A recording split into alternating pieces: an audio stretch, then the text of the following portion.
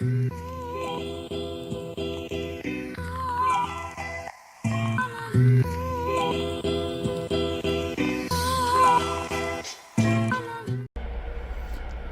guys, welcome back to part 2 of the Williamson tunnels. This time we're going to go and take a look at the house site. And if you're wondering why I'm recording this on my phone, some scruff stole my camera and my bag and my tripod, my batteries. So yeah, I'll have to do it all on my phone from now until I can get a new camera. So like I just said then guys, welcome back to another video with me, Kerbex UK, and today we're exploring the house site of the Williamson tunnels. Last time we had a look at the Paddington site, and this time we're going to go and have a look at the house site. It was a really fascinating place really to see everything that had been excavated underneath the ground really. It was a proper eye-opener, and I hope you enjoyed the first video and I hope you enjoy this video. But let's get straight into it now. I'm just going to show you a few clips of the house site. I think it's like just a brief little view of it, and then we'll get straight into it. And that's all that's left of this house. So before you heard me mention Joseph Williamson, and this is his house, or what's left of it, and it used to be 3 floors in height. You can see there's like an entrance which obviously would have let horse and carriage in. Yeah. And we're guessing that it's maybe 200 plus years old. But it's the only remnants, Mike tells me, of what's going on underground anyway, or part of his little relic or plan. Just been speaking with Mike, and he's just told me that what you can see over there in the next section, which is going to be down these stairs, it used to be, was it the kitchen area? That would have been the kitchen area of the house. Obviously this was a grand house back in its day, 3 stories high above ground, so obviously big cellars and kitchen areas and wine bins, etc. So it's quite a lavish guy then, wasn't he, as well? Oh yeah, he was a rich guy, so he was spending his money. Bit of a Leonardo DiCaprio by the sounds of it. But anyway, let's go and take a look down there now.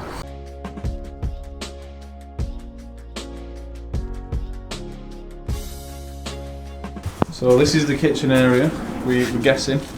Yeah, this would have been the kitchen area for the house. As you can see, we've got like 4 ovens there, which would have been used for various things, including boiling water all day and obviously cooking for the master. And in this clip we've got what looks to be a stone sink, and in the next clip it's just a little clip of the house from stood in the courtyard area. So this is the boiler room. This is the boiler room. Boiler room we're going in. In sort of the 1930s, the house was demolished and a car garage was built on top. When I say car garage, I mean like sort of repair works, MOTs, that kind of thing. They use this to put boilers in to heat the garage, and this is all filled with massive boilers. Wow. What was used for in this time, we don't know.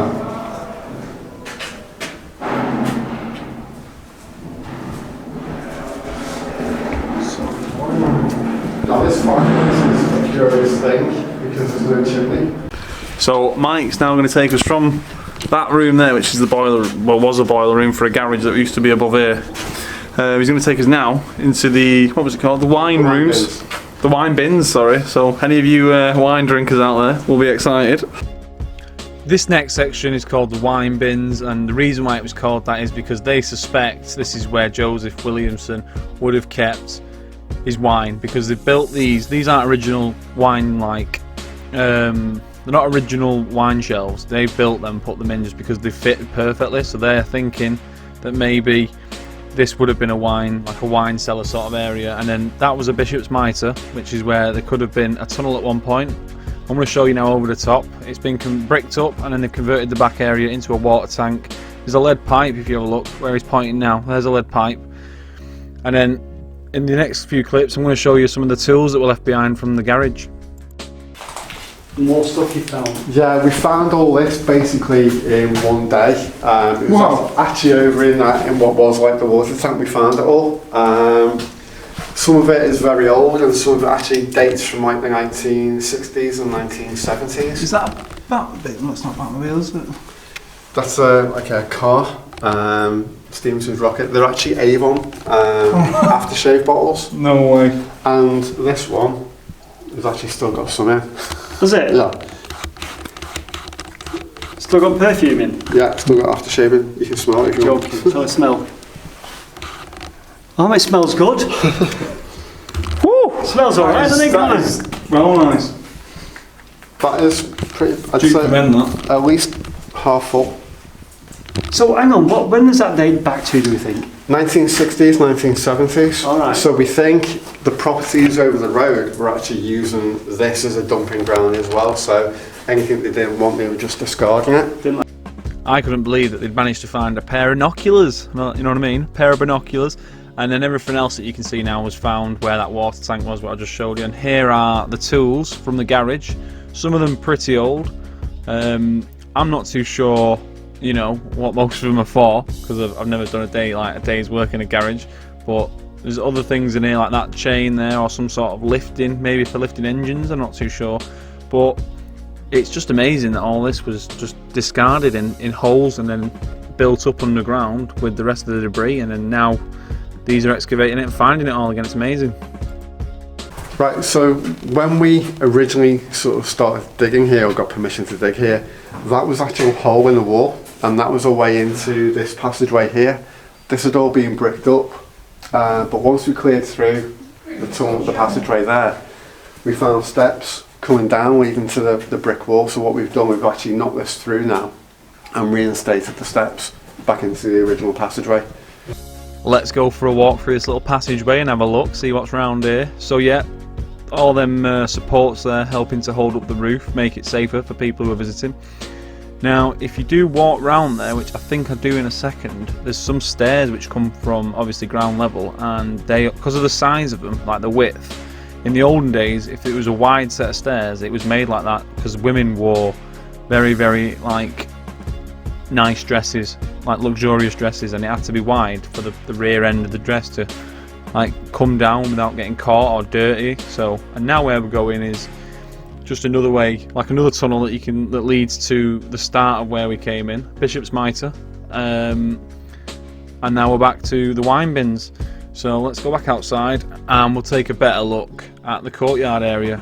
So what they think is that Joseph Williamson built this courtyard area that you can see now. He dug it out and built it, or had it dug out and built. Look at that windowsill. It's just a stone windowsill, it's amazing. And then the army as well. The army also built over the top of this, and what you can see here is urinals, and they're made for army privates because they've got that little dividing section, and if they weren't for the army they would have been just open, no sections, so that, you know, peasants weren't seen as anything special back then. Now we'll go into a place called the Sandstone Arch, and then going on to the banqueting hall. We'll explain later about why they're called such names.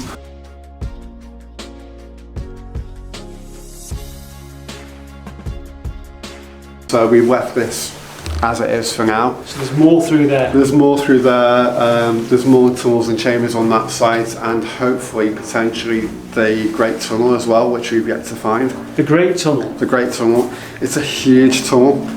The army used it to practice building pontoon bridges and things in. It is massive, but we haven't found a way into it yet. So this will be quite a thing when you find this thing. Yeah, it's what we're hoping to find, and hopefully the tunnel where we're excavating now, we're hoping that we may find a way into it from there. Do you know what it's like, this? What was that guy called that excavated the pyramids? Sandstone Arch is quite special. When you think about it, this is underground. They do work by candlelight, but all these stones are perfectly dressed. Each block has a slight curve on it, so it's a perfect curve all the way around. It's not just like a simple straight block. It's an actual perfect curve on the stone. They've gone to that level of detail.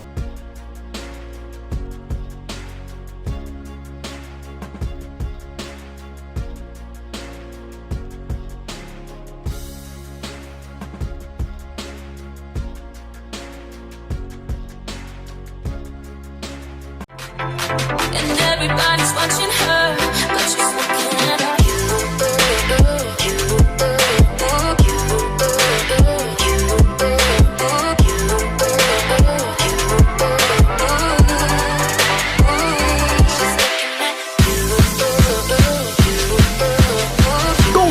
this works.